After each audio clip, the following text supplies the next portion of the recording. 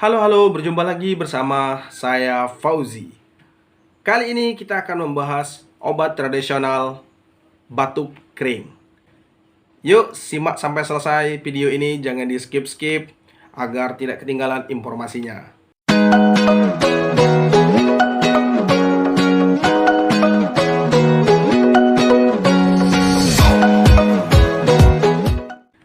Bagi kamu penderita batuk kering, apa salahnya mencoba obat tradisional kita satu ini? Obat ini dipercaya ampuh mengobati batuk kering dan batuk berdahak. Dan ini merupakan resep turun-temurun dari nenek moyang orang lain. Nah, bagi kamu yang belum mengetahuinya, ini dia obatnya. Obat yang saya maksud adalah perahan air jeruk nipis. Tunggu dulu. Mungkin teman-teman sudah biasa minum perasan air jeruk. Namun perasan air jeruk ini kali ini ada hal yang spesial di dalamnya. Apakah itu? Kita lanjut ke penjelasan berikutnya. Lantas bagaimana cara peracikannya dan bagaimana cara mengonsumsinya agar dapat menjadi obat batuk kering?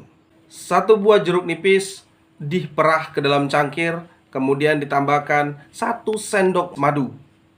Dan kemudian jangan lupa dituangkan atau dicampurkan dengan air yang hangat-hangat kuku.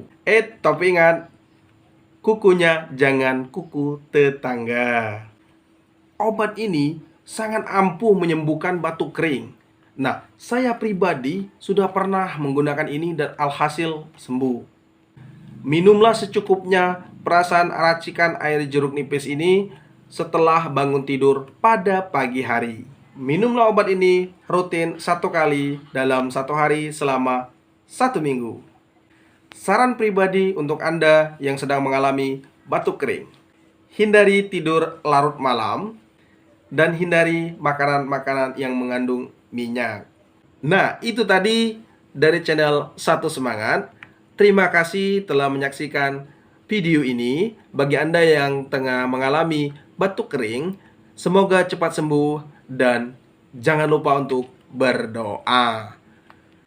Terima kasih. Semoga video ini bermanfaat. Jika bermanfaat, silakan subscribe, like, dan jangan lupa untuk berbagi, karena berbagi itu indah.